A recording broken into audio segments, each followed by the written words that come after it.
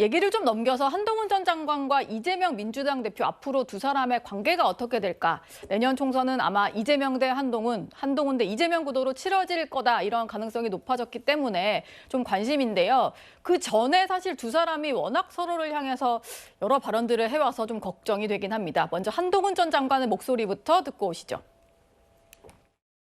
특권 포기한다고 했으면 되는데 말이 굉장히 길어지시잖아요. 계속. 그냥 특권 포기하기 싫으면 싫다고 하면 됩니다. 어떤 고위 공직자가 공직 생활 내내 세금 빼돌려서 일제 샴푸 사고 가족이 초밥 먹고 쇠고기 먹었습니다. 그거 탄핵 사유가 됩니까? 누구를 맹종한 적 없고 앞으로도 그럴 겁니다.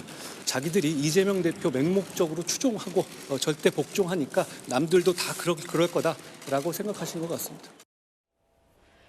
어제 이재명 대표 같은 경우는 한동훈 비대위원장 지명 직후에 짧은 축하 메시지를 남겼는데요. 이어서 들어보시죠.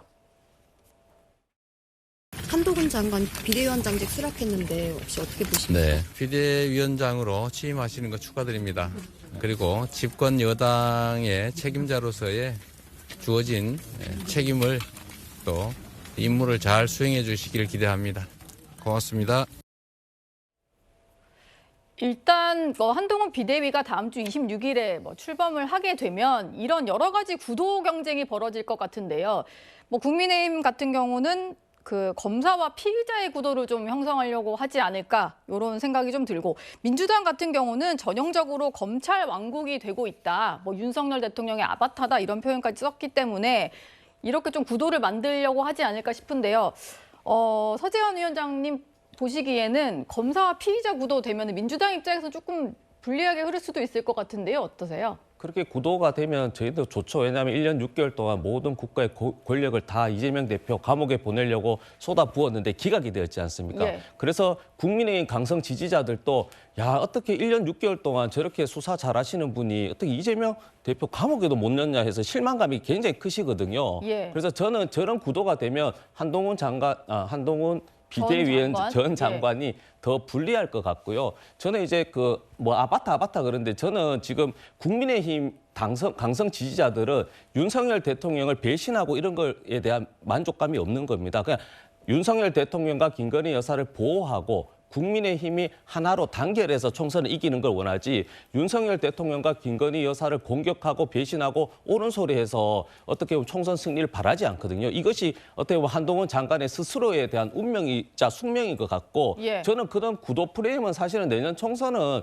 여당 심판론이 되는 겁니다. 정권 심판인 것이고 경제가 힘들지 않습니까? 그에 대해서 여당이 책임을 질 것인가, 혹은 정말로 여당이 아니라 야당이 발목 잡기 해서 이렇게 경제가 없고 내 삶이 어렵다면 야당 심판이 되겠지만, 그런 것이지 검사 피해자 구도로 형성될 것 같지는 않습니다. 근데 그래서인지 한동훈 장관도 어제 약간 미래 얘기를 좀 많이 강조를 하더라고요. 지금 이건 국민의힘 일각에서 나오는 얘기인 거고, 한 전 장관 같은 경우는 미래를 위해서 국민이 잘 살게 하는 부분을 동료 시민들과 함께 하고 싶다. 이런 표현을 써서 약간 미래로 가고자 이런 느낌을 좀 담는 것 같아요. 지금 민주당이 원하는 구도는 중간평가 성격의 총선을 치르고 싶은 마음들이 있으실 텐데, 예. 그런데 윤석열 정부가 윤석열 정부의 청사진대로 윤석열 정부답게 국정을 운영했다면 그게 맞죠. 네. 그런데 민주당 거대 야당, 150석을 훨씬 넘는 거대 야당이 예산도, 입법도, 임명 동의가 필요한 임명 절차도 다 틀어지고 있으면서 자신들의 사실상의 어떤 정권 교체에 대한 불복이나 대선 불복이 아니냐라는 그 지경까지도 입법부와 정부의 관계가 형성이 돼 있었던 겁니다. 힘이 있어야 품도 내어주는 것인데, 예. 협치를 그럼 용산에서 할 것이냐, 아니면 거대 야당 입법부의 민주당이 할 것이냐, 이 질문에 있어서 오죽하면 탄핵 중독, 입법 폭주, 입법 독재 이런 말이 나왔겠습니까? 예. 그래서 내년 총선이 과연 이 새로운 정부가 새로운 정부답게 일을 못한 원인을 찾아서 총선을 통해서 구도를 바꿔서 정말 근본 처방을 내려줘가지고 3년 반 동안 국정을 잘 이끌어갈 수 있는 선거가 될지, 아니면 민주당이 지금 프레임을 짜놓은 대로 그쪽으로 물고 갈지는 한동훈 장관의 힘, 또 한동훈 장관이 표현한 동료 시민의힘에 달려 있다 이렇게 보는 것이죠. 근데 예. 저는 이제 새로운 푸대에 새로운 꿈이 담기기 시작했다라고 보고 그동안의 패배주의라든지 그동안 발목 잡힌 모든 것에서 한동훈 장관이 뭔가 이제 분연하게 좀 일어서서 새로운 뭐 세대도 규합을 하고 이 보수 우파로 정권 교체를 해주신 분들의 여망도 담아낸다면 내년 총선의 구도는 국민의힘에게 결코 어렵거나 힘들지 않을 수 있다라는 그런 자신감을 회복하게 되는 계기가 됐다 이렇게 봅니다. 예, 여론조사 결과가 좀 빠르게 나온 게 있어서 하나 좀 소개를 해드릴까 하는데요. 이재명 대 한동훈, 한동훈 대 이재명 차기 지도자 여론조사를 한번 해봤더니 호감도가 이렇게 나타났습니다. 호감도가 한 전 장관 47, 이재명 대표 42, 그리고 차기 지도자로서의 적합도도 45, 41 이렇게 나왔는데요. 서정욱 변호사님, 이게 뭐 오차범위 내 결과이긴 합니다. 그리고 뭐 이게 지금 이틀 정도 조사를 해서 나온 결과인데 일단은 첫 양자 대결인데 나왔다는 지표가 이렇습니다. 여기 좀 의미를 부여할 수 있을까요? 이게 바로 이제 그 첫 번째 양자 대결 여론조사거든요. 네. 근데 한동훈 장관이 오차범위지만 앞서고 있잖아요. 오차범위입니다. 네, 앞서고 있잖아요. 네. 이게 엄청나게 중요한 거예요. 근데 문제는 앞으로 이게 이재명 대표의 지지율은 더 급전직하 떨어질 겁니다. 예, 오차범위 내에서 저희가 경합한다 표현을 좀 정정하겠습니다. 예. 앞으로 이게 이재명 대표 지지율은 왜 그러냐면 이제 그 재판 리스크 일주일에 3번 가죠. 예. 그다음에 추가 수사 리스크 아직 쌍방울이나 법인카드 쪼개기 헌금 남아 있죠. 그다음에 이낙연 대표도 최후 통첩을 하고 있잖아요. 예. 저는 앞으로 이재명 대표 앞에는 계속 지지율이 떨어질 것만 남아 있고요. 저는 결국은 민주당도 비대위로 갈 수밖에 없다 봐요. 아니 김기현 대표도 비대위로 갔는데 예. 이재명 대표가 김기현 대표보다 잘한 게 뭐 있어요? 네. 매일 재판받고 수사받고 아무 행위 없잖아요.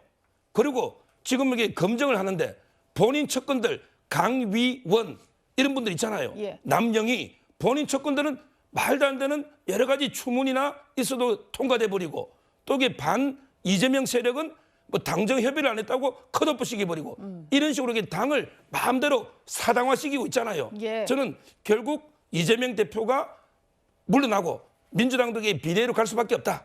이렇게 예상합니다. 예, 오늘 일단 민주당에서 여러 가지 한동훈 전 장관의 어떤 비대위원장직 수락과 관련된 메시지들이 많이 나왔는데 정청래 최고위원의 메시지가 좀 여러 가지가 나왔어요. 한번 모아서 들어보겠습니다. 윤석열 정권이 다급하긴 다급한가 봅니다. 사람이 그렇게 없습니까? 우격다짐으로 혼자 가는 길은 길이 아니라 골로 가는 길임을 명심하기 바랍니다. 한동훈은 윤석열 정권 심판의 총선에서 또 하나의 관역입니다. 제1관역 윤석열, 제2관역 김건희, 제3의 관역은 한동훈입니다. 한동훈 비대위원장의 문을 빕니다. 환영합니다. 소위 말 투아웃에서 대타 잘못 내보내가지고 아웃당하고 꽝되면 감독도 경질되게 돼 있어요. 여기서 감독이 누굽니까? 그건 상상에 맡기죠. 할 말은 할 것 같은 사람이라면 비대위원장으로 국민의힘에서 왔겠습니까? 뭐 감독 경질 가능성 뭐 이런 얘기까지 나왔는데 일단 한동훈 비대위에 있어서 민주당에서는 상당히 날선 비판을 쏟아내고 있습니다. 뭐 진작부터 윤석열 아바타다, 김건희 여사 호위무사다 뭐 이런 얘기도 했었는데요. 보면은 이제 그 한 전 장관 같은 경우에 여의도 사투리 안 쓰고 국민의 문법 쓰겠다고 했는데 뭐 이제 와서 검찰 사투리 쓸 거다 이런 표현까지 나왔고요.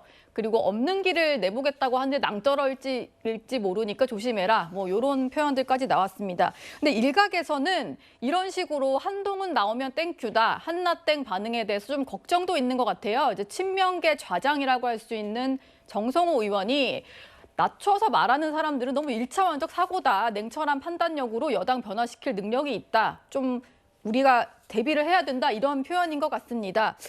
어떻게 좀 들으셨습니까? 예. 뭐 당연히 원래 선거라는 것은 저는 최악의 상황을 가정하고 전략을 짜야 된다고 생각합니다. 근데 지금 민주당의 다수의 인사들이 너무 최선의 상황, 최상의 상황만 가정하고 예. 발언하고 한동훈 전 장관이 아주 못할 경우만 가정해서 이야기하고 이런 것들은 당의 상황을 발전시키는데 개혁시키는데 도움이 되지 않는다고 생각하거든요. 예. 뭐 20년 집권 얘기부터 해서 이번 선거도 뭐 조금만 잘하면 150석 넘게 받을 것이다.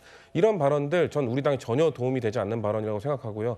오히려 저는 아까 우리가 봤던 여론조사 결과가 저는 우리 당에게 오히려 개혁할 수 있는 좀 자성하고 혁신할 수 있는 계기가 되길 바랍니다. 지금까지 우리 당이 긴장하지 못했던 이유는 우리 이대로 가면 그냥 이길 것 같은데 라는 안도 섞인 그런 긴장감 없는 행태에서 나온 거거든요. 예. 그 정권 심판론 여론조사가 높게 나오니까. 근데 2012년 생각해보면 그때 이명박 정부에 대한 심판론이 엄청 높게 들끓던 시기에도 결국 12년 선거, 총선, 대선 다 민주당이 패배했거든요. 예. 그러니까 정권 심판론에만 기댈 것이 아니라 우리는 문제가 없는지 최악의 상황은 어떻게 가정하고 우리가 전략을 짜야 될 것인지 그런 차원에서 전 정성호 의원의 발언이 옳은 것이지 뭐 한나땡류의 발언을 하시는 분들은 매우 긴장감 없는 당에는 전혀 도움이 되지 않는 발언이었다고 보고 있습니다. 예. 제가 10초만 이야기. 예, 10초만요. 네. 한나땡 외치던 분들이 있죠. 뭐 옛날에 윤나땡을 외쳤어요. 예. 윤석열 나오면 땡큐다. 그런데 정권 교체됐지 않습니까? 네.